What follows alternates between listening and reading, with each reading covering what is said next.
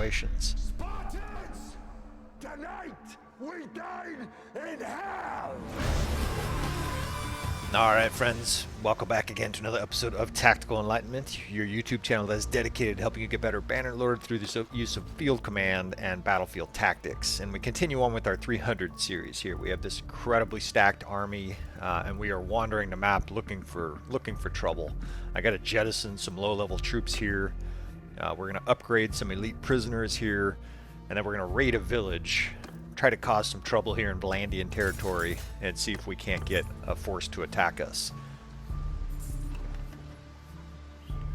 You get an idea where we are on the map. We're up by Varcheg. In this series, these fucking peasants resisting us. Unbelievable. We'll have to execute their chieftain just to teach them a lesson. In this series, what we're basically trying to do is look for the most difficult challenge possible. I won't even film... and that'll work. 3,000 Vlandians. That's a huge army. Usually you don't see armies that large. I won't even film and record, you know, where we're fighting 700 men because, of course, our elite army at 300 just carves through those guys. Now, the reason I'm staying at this village instead of attacking them is that I want the battle to occur at this village. I just fought a noble a day or two ago near this village, and the map is going to be very interesting for a battle here. Of course, we're using normal player damage, and in this series, obviously, it's vital that we have some sort of terrain advantage. If we just fight in the open against 3,000 Vlandians, every single one of us would get a stick up our ass and we would lose. So look at this map. Look at how narrow this is here. This is like very Thermopylae-like with the tight cliffs, but this is what I'm interested in. Look at, I discovered this map a few minutes ago, and it's a very interesting village map. There's this big open area, and then it leads down to a bridge crossing a deep river. And all of this is, I think you can use a lot of this territory down here. So we're going to try to position down here. Of course, in this whole series, we're always looking for terrain advantages, some way to channel the enemy and make it easier for them just to be a conveyor belt of slaughter.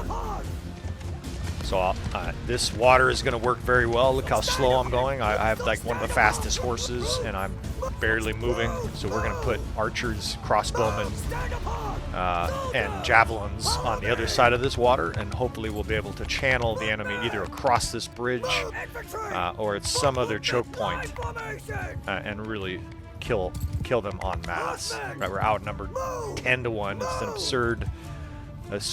absurd attempt. You know, dude, don't try this at home, right? The proverbial don't try this at home.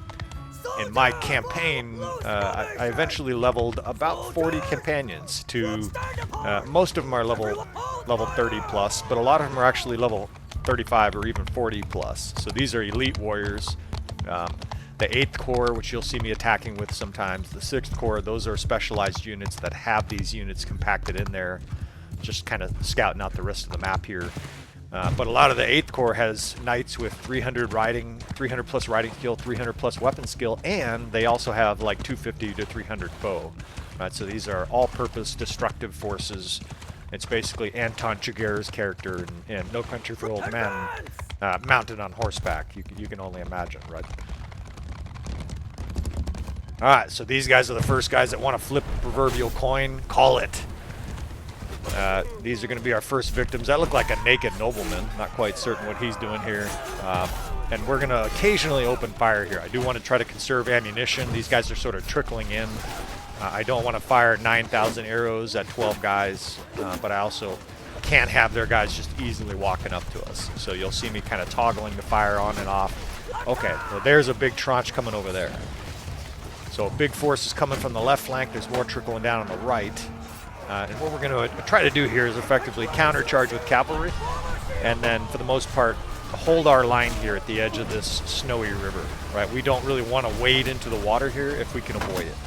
Cavalry, it's fine to have our heavy horse charging in the water. Oh shit, see, these little fish nets, they stop my 200-mile-an-hour javelin throw. Still, it's going to act as another barrier for us here.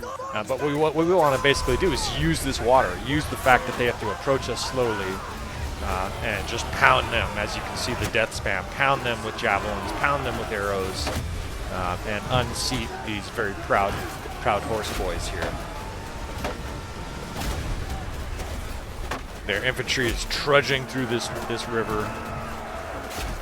They're all getting hypothermia. That's going to help. And we'll sort of fly around the battlefield here with our fast polearm and try to kill some of the additional ones that are coming close. I am worried about their archers more than anything at this stage. Our infantry can probably handle this infantry, especially as long as it trickles in. But if they have 250, 300 crossbowmen, you know, with Vlandia, it's usually crossbow. They'll probably have battalion fiend champs. That's more worrying. You can see the death spam to win, you know, outnumbered 10 to 1. Obviously, we have to have a kill ratio of at least 10 to 1. But it's almost all green, right? There's an occasional loss of one of our troops, but for the most part, all right, so here they're archers. For the most part, though, it's a massacre. These guys we need to attack aggressively, so we're going to bring cav units and basically charge. Look at how many battalion fiend champs these fuckers have. They must have like 50 or 60 battalion fiend champs. They're everywhere. Still, as long as we can keep them moving as they scramble and look for a position to set up, that's to our benefit, right? You can see our arrows flying in. That's going to make it very difficult for them to set up here and shoot. We basically have the initiative at this river edge. Right now I'm wielding my super fast axe. It's very short, so you'll see me whiff a lot, but just like a baseball slugger that whiffs a lot and then hits titanic home runs. When it hits, it does major damage, and of course I can swing very, very fast. It goes through shields, right? It breaks shields at a higher rate. And is generally more destructive as long as my distancing is pretty accurate. So we've been able to completely... Oh, damn, man. I thought that gal was one of theirs. Well, sometimes I kill my own companions. It's a thing. We've been able to push them back here, at least their first wave. But that's almost always going to be the case as we unload, as we release our incredibly powerful first load of javelins, right? This is... a lot of our companions have 250 plus throwing skill, and so they're throwing javelins through shields, right, using that incredibly overpowered perk. So I'm not shocked that the first wave is destroyed. What's this shit up here? We got a little. I want to explore that more. There's a channel up there. I don't know how far that goes, but any kind of a channel is worth exploring with our army, of course, because narrow areas basically eliminate the enemy's advantage in numbers, right? If they can only get 6 men side by side, then being outnumbered 10 to 1 doesn't help them at all.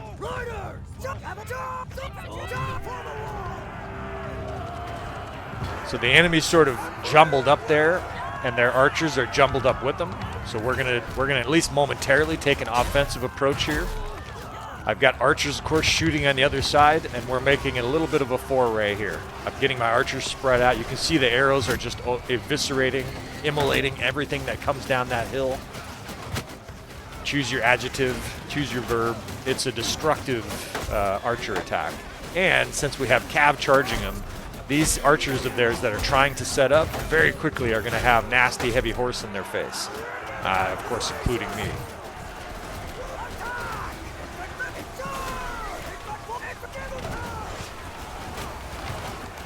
They're all jumbled up there, and so our archers are very easily finding a mark, right? You can't miss. There's like 400 enemies right here. Fly in here, cause a little bit of fucking psychological warfare. You imagine some guy flying in against your 400 with his battle axe, it would be pretty intimidating.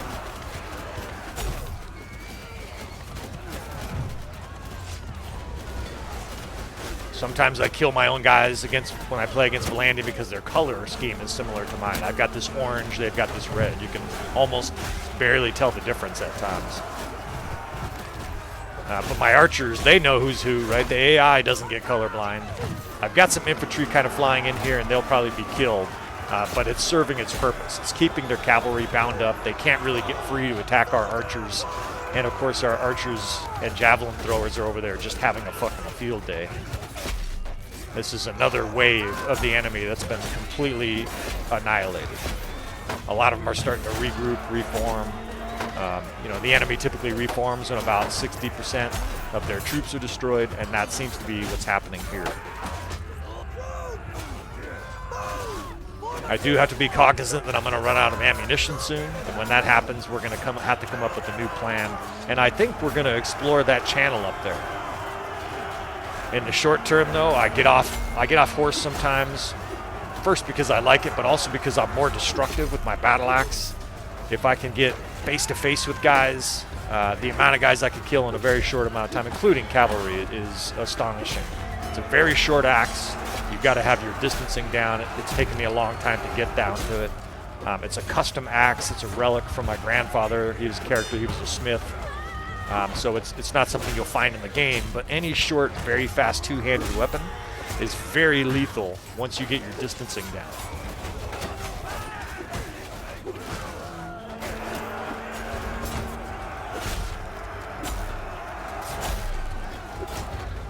I'm trying to think of an example here as I plow through their horsemen. The Falx, I think it's called a Falx, F-A-L-X, is a good example of a weapon that you can find in-game. I think it's a Battanian Fiend or a Battanian force drop, right? When you're fighting particular sides, you get certain types of drops. And I think the Falx is one of the best, shorter, blazing fast weapons you can find in the game. If you're playing the game and you don't have a smith, I would look for a FALX for your two-handed weapon character. Now, I typically prefer an axe. If you don't know the difference, if you've done sword your whole campaign, one of the beautiful things about a two-handed axe is you can kill multiple people with one swing.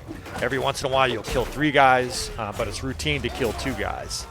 Another major advantage of the axe is it has crush-through ability. It basically, even a blocking opponent, your axe goes right through it, and you just annihilate that person. Not every time, of course, but frequently, even when the enemy tries to defend against your axe, they still get killed. Typically, it's also better against heavy armor, right? Your sword, you can only imagine in real life trying to slash like a piece of plate armor with a sword, not real effective. But a big, blunt, heavy axe, a big maul or a sledgehammer does a lot more damage to good armor.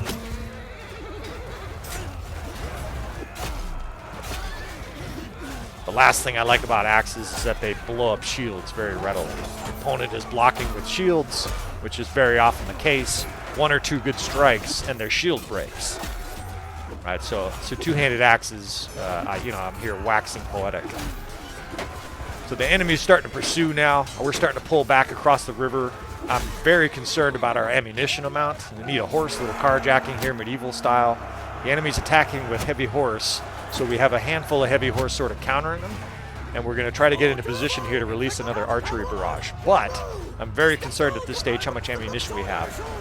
Also looking at our force, we're down to about half of our men. So despite the valiant effort, of course, we're suffering losses. These battles, when we do win, it's almost always close unless we can get some kind of juggernaut charge in. And a lot of times, it's by the narrowest margin. So this channel now, I'm reminded of this channel here. I think we're going to use this shit. We're getting low on ammunition. Take a peek up here and see how far this goes. Sometimes it'll end right away. This is unreal. It just like leads to another little world here. Now there's like a hunter camp up here. Unreal. All right, we're going to be able to use this beautifully. The enemy has to come up that steep hill in a very narrow channel to approach us now. Unless there's a back door I don't know about, that's going to be incredibly effective. Yeah, see, they have archers now, and we're getting low on ammunition. So I got to get my guys up this channel. We'll be protected from their archers, and at least momentarily get a break from this non-stop assault. I still have, it looks like, about 60, maybe 50 Battanian Fiend champs. I have other strong infantry units up here. Anything that comes up here, obviously, will be able to come face-to-face with them without facing a barrage of archers first. So contemplating how I'm going to set up my units here. I still need to be strategic. I'm probably going to line up the 4th. The 4th is my crossbow division. There's some infantry there. I'll probably line them up in shield wall. I have no idea what these guys are doing. These overzealous. There's like 4 Battanian Fiend champs that they're having a picnic down here. I don't know. Maybe these are. It's probably a game bug, but these guys effectively are suiciding there. They're just standing by the trees and And these are my troops. Huh. Alright, sacrificial lambs. I guess we'll call that the bait to our little channel here. So you can see how slow my horse goes uphill. If you don't know, there's massive physical advantages from being uphill in the game when your units are charging downhill. How far does this go? This is unreal. This is just a town map and it's really large. Huh.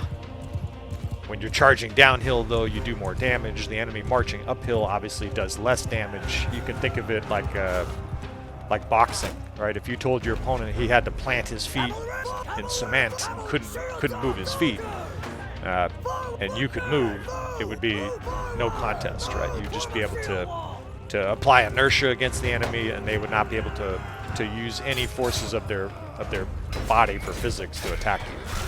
Every single punch of theirs would be weak, and you'd be able to get momentum into yours. So these must be their scouts. It looks like they're sending up like 20 little weak-ass cav here. I probably do have some guys with arrows left, a few arrows left, but I want to save those for a more opportune time. Yeah, these guys are not going to be able to, and they're out of here. They're not going to be able to attack us with 20 cavalry. We're just going to roleplay that was a scouting party, and that our enemy is not totally brain dead.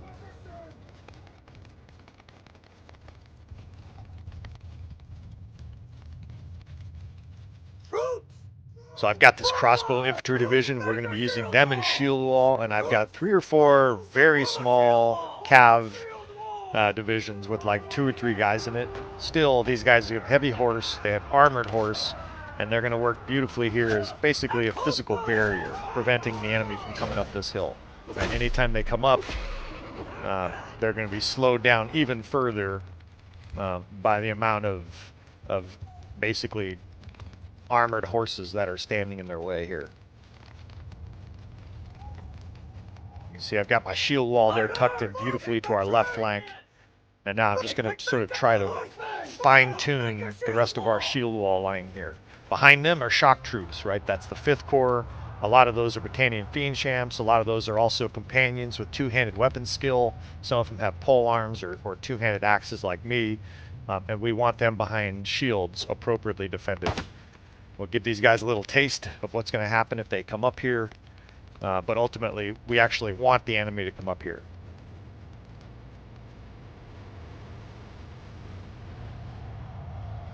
I can hear them roaring down there. If you're curious, this is part of a mod. I think it's called Interactive Battles, and I highly recommend it. That's also what the battle horns are from. The enemy commanders actually verbally give their units orders, so you can hear them saying, reform, charge, fall back. It's a very nice mod to add to your game. Adds a lot of realism. Here we go. Here's our first infantry creeping up. I highly recommend it. You're going to send these 3 fucking guys, huh? Alright, catch. Sure, we'll have a duel here. Maybe this is their best champion here, this spearman. Maybe that's all they got left. Alright, here comes the rest of them. So we gear up for this. The essential idea is to basically allow them to bring a significant portion of guys up this channel, have them commit to battle so that they're halfway in between, including their archers, and then we're going to charge ruthlessly down this hill. Sort of kiting them in here, bringing my shield wall back a little bit because I want the enemy to come into this dragon's den. This is going to be like Frodo, or Bilbo rather, going in to visit Smog. As soon as they're in, it's going to be just fucking massacre city. Now we charge with everybody. Our guys gain momentum, we tear downhill, and all of these guys that were coming up the hill, they're going to leave their carcasses halfway up the hill.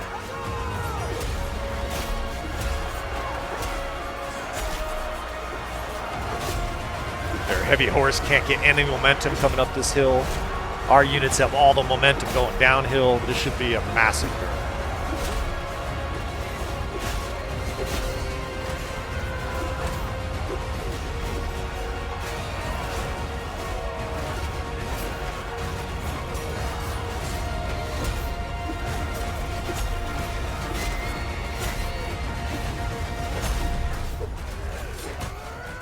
haven't seen an allied death in like 2 minutes.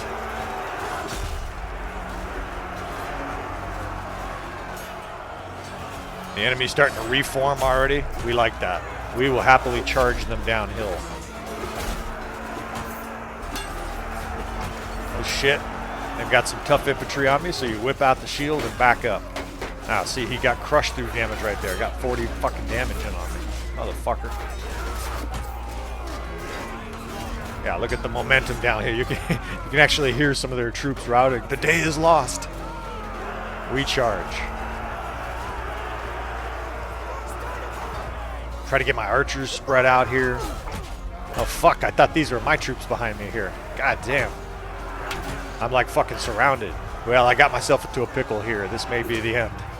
I need a horse. I got archers in front of me. Motherfucker. Get over here.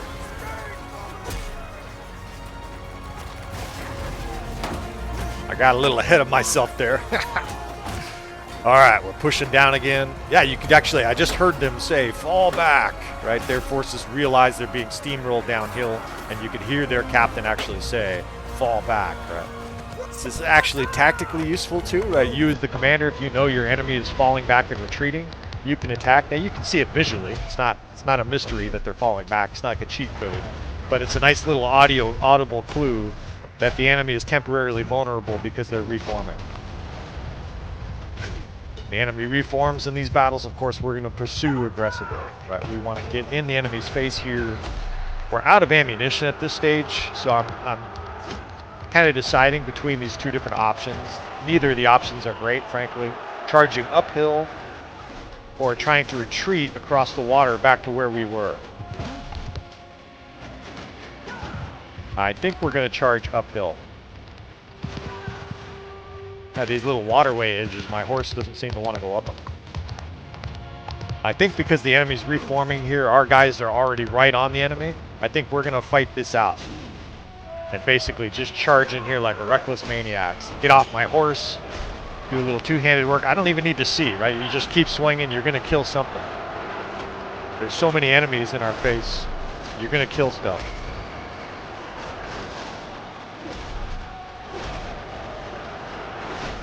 My health is at a very challenging level at this stage. I got to be a little bit more defensive, but I'm also not going to fucking abandon my guys here and just fall back for defense, right? I can't help myself sometimes. I do have a shield. I can always fall back. You run into some tough infantry, you just regroup, reform, and then back into the fray. Obliterate some horsemen. The screen is mostly green. Even though we're going uphill against a far outnumbered opponent, our units are compacted, our units are higher quality, and we have momentum here.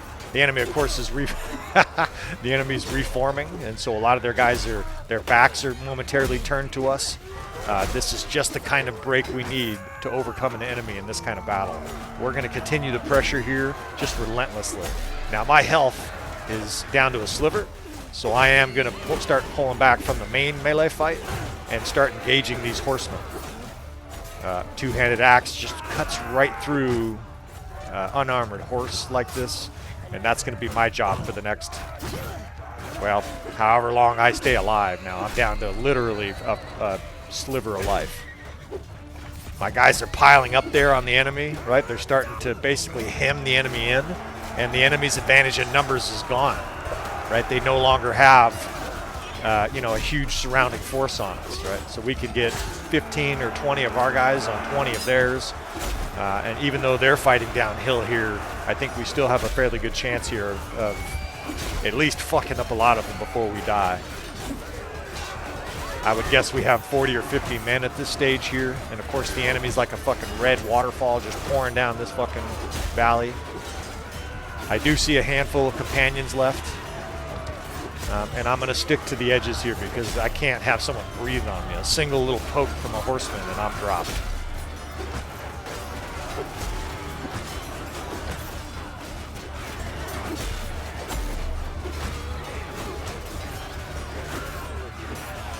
To hell with you.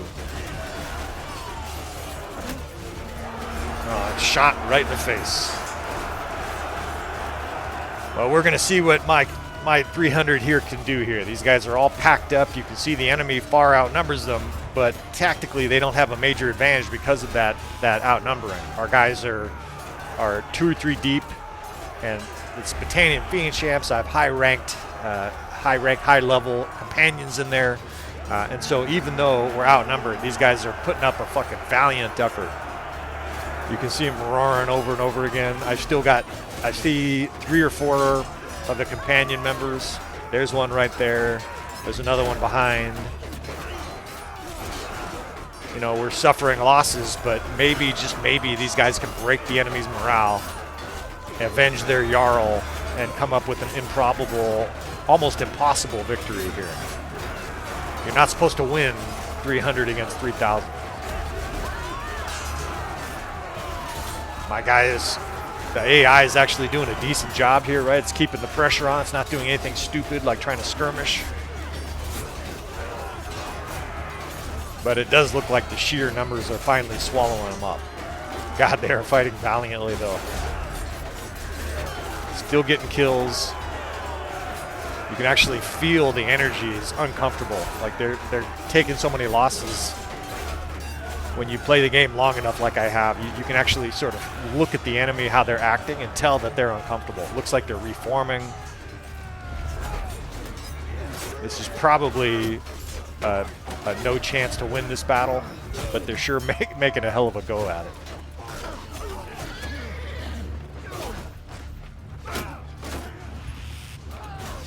Enemies reforming now at range to shoot at my guys, which is bad. Hey, this is... You start to know the characters. This is one of my daughters, actually, Talia. She's only like 20 years old, maybe 21 years old, but she already has very high-level skills as well. If you don't know, if you're high level and you have children, for some reason they come out of the womb like level 25, level 30. And so this gal, I think she's like 20 or 21 years old, right? She's not old enough to drink medieval ale yet, but she's already a pretty savage warrior. We're gonna play with the rest of this battle. Now I have gotten the RTS mod to work a few times, and I may incorporate that into this 300 series. The RTS mod, of course, allows you to take over another one of the companions so that you can continue ordering people around like you would desire. But I don't have it set up for this battle. She's trying to throw javelins. I love it. I'm like a proud papa here watching my daughter and her 20 guys here hold out. They probably don't have a snowball's chance in hell, but this is almost exactly what I would do. They're like backing up into a narrow area to see if the enemy won't come in and fight them in a small place. Like that is, it's actually ideal tactics. Get behind cover. There's like a barn there they can hide behind, and now wait for the enemy to come to them. Now they're absurdly outnumbered. It's just like a whole village is attacking them, and they're out of ammunition, so they're being shot, and all they can do is hold up their shields. Guys are dying. This looks like an unsuccessful attempt. For those who've never watched the series, sometimes they're surprised to learn that we film our losses. We show our losses here as they charge in for one last little death ride. Trying to run this 300 series the same way I did with my campaign, which is in a very authentic authentic method. We're going to show you the losses as well as victories, whether we win or lose. If it's an interesting battle, interesting tactics were pulled off, or big piles of bodies were laid on the ground like that, we're gonna try to show you these battles. I hope that adds a sense of suspense to people watching, right? You know, a lot of this 300 series, of course, we're winning these improbably very difficult battles. But if you know there's always a chance that our 300 is going to lose, I think you as the viewer get more viewing satisfaction. Kind of, you know, like it's a non-spoiler. You don't just automatically know like a lot of YouTube videos I see out there that when you're watching them, you just know that they're going to win. On our channel, you know, this very, very difficult battle, just like our campaign where we were facing improbable odds, I like for there to be a sense of suspense, a sense of realism to it, right? You're not going to win every battle, and neither are we. We put up a valiant effort, though. Almost exactly 2,300 troops that we killed with our 300.